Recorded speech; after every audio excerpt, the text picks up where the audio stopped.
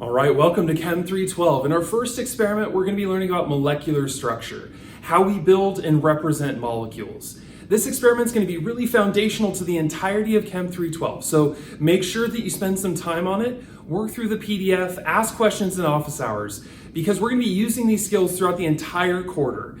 And you want to make sure that you don't fall behind in 312 because it can be very hard to catch up. So let's start strong. Let's learn about how we build and construct these organic molecules, and we're going to get off to a good start. So as we start talking about molecular structure, what we find is that there's a lot of different ways throughout history and throughout different applications that we actually represent molecular structure. One of the simplest ways we have to do this is using the molecular formula. So we're going to start by looking at a molecule called ethane. It has the molecular formula C2H6. And we're going to explore the different ways that we can represent the molecule ethane. And we want to remember, these are all models, these are all representations. We are not actually looking at a molecule of methane, we're looking at the different ways we can describe it. One of the simplest ways, again, is with the molecular formula. This describes the building blocks that are present in ethane. From looking at this, we can see that there are 2 carbons and there are 6 hydrogens present. Right? Another way that we can look at this molecule is actually by looking at the name itself. Right? Ethane actually contains some information. Now that information might not be immediately apparent, right? It might take a little bit of time to figure out what these different components mean. But as we learn about organic nomenclature, which is how we name organic molecules, we'll discover that the name ethane can be broken into 2 parts. Eth, which means 2 carbons, and ane, which means that this is an alkane, which is a functional group that we are going to learn about in our first experiment and in the lecture. So if we're looking at this and we're thinking about what this name means, it tells us both the size of the molecule and the number of carbons and the type of functional groups that are present, these patterns in bonding that we're going to have some practice recognizing today. A little bit more detailed information can be gleaned from what's called the Lewis structure. These are things you probably drew in general chemistry as you were learning about the basics of bonding. If we have 2 carbons and 6 hydrogens, right, this is the way that we can arrange them. And this shows the connectivity. We can see this gives a little bit more information than just the molecular structure contains. It tells us where our atoms are, in what order they are bound.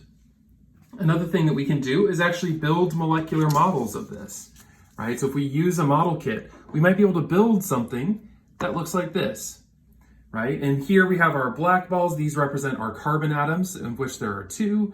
And there are 6 of these yellow balls that are being used to represent our hydrogen atoms. And this gives a lot more rich information about the spatial configuration of ethane, right? We can turn it around, we can start to rotate it and see how this thing actually looks more in 3 dimensions, right? It gives some information about connectivity. It also shows that these single bonds can rotate, right? We can do this with our molecular model kit. And so we can learn a lot more structural information from building a model. But this isn't the only type of model that we have, right? There's other models we could use.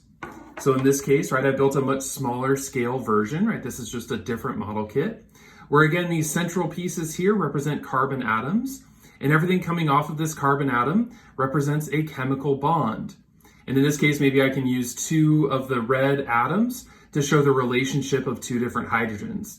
And again, this is just another representation. We're going to be busting out model kits again later on in the term when we learn about stereochemistry. And really, once you get the molecular shapes down, you can build a model from just about anything. You can use pipe cleaner, you can use straws, you can use anything that you really need. I had a student last quarter who took a potato and 4 chopsticks, and he stabbed the potato with these 4 different chopsticks, and that was his molecular model when we were doing stereochemistry. So you can really build this shape out of anything once you get the shape down. But this is just another way that we can represent ethane. And so we want to think about each of these representations and how we use them, right? Because each of them has a utility, each has a use.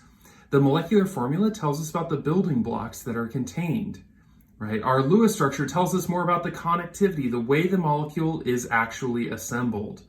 And when we look at the model kit structures, we get a whole lot more rich 3-dimensional information. And that 3-dimensional information tells us a lot about the structure.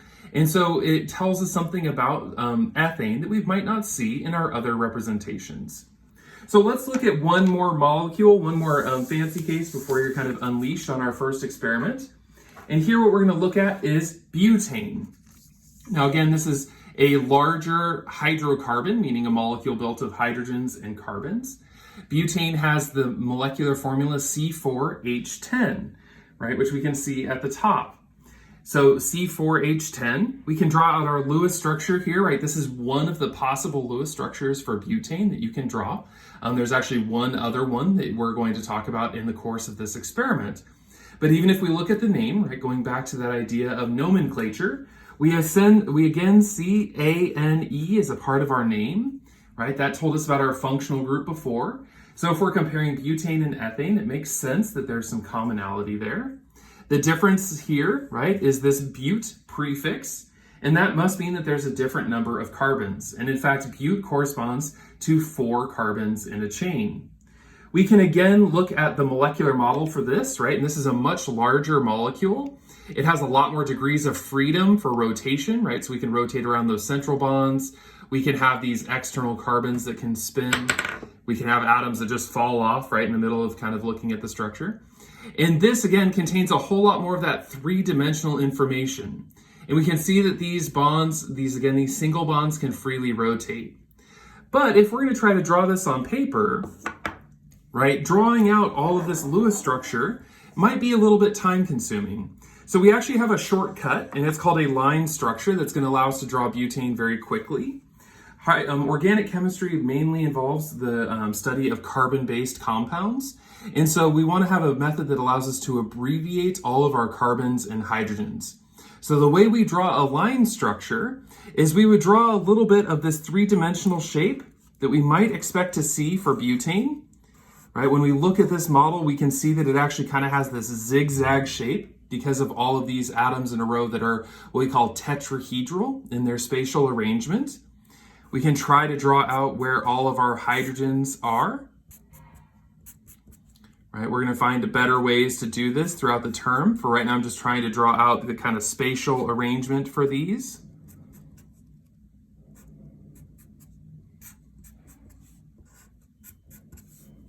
Right, so this is still kind of a Lewis structure. This shows all of our bonding. And what we can do is we can craft what's called a line structure by just drawing out our main carbon-carbon bonds. We're going to omit the letters C, and we're going to remove all the H's. And so we can draw a line structure. It looks like this, right? I'm going to put it in a box so we can see it. Right, this is what we call the line structure for butane. Right, we're going to get a lot of practice for line structures in this first experiment. So what I want you to do is take some time. You can work through the PDF packet. There's lots of practice problems here on how we build and construct molecules. There's also links to crystallographic data. So there's actually computer 3-dimensional models you can manipulate. So you can see these in 3 dimensions without building the models. Again, if you need to build the models, I highly recommend trying to build them, right? Get whatever you need. If you have grapes and toothpicks, they work great as well. And work through this experiment and be sure to read as you're going, right? As we're describing these different types of isomers and the different ways in which we represent molecules.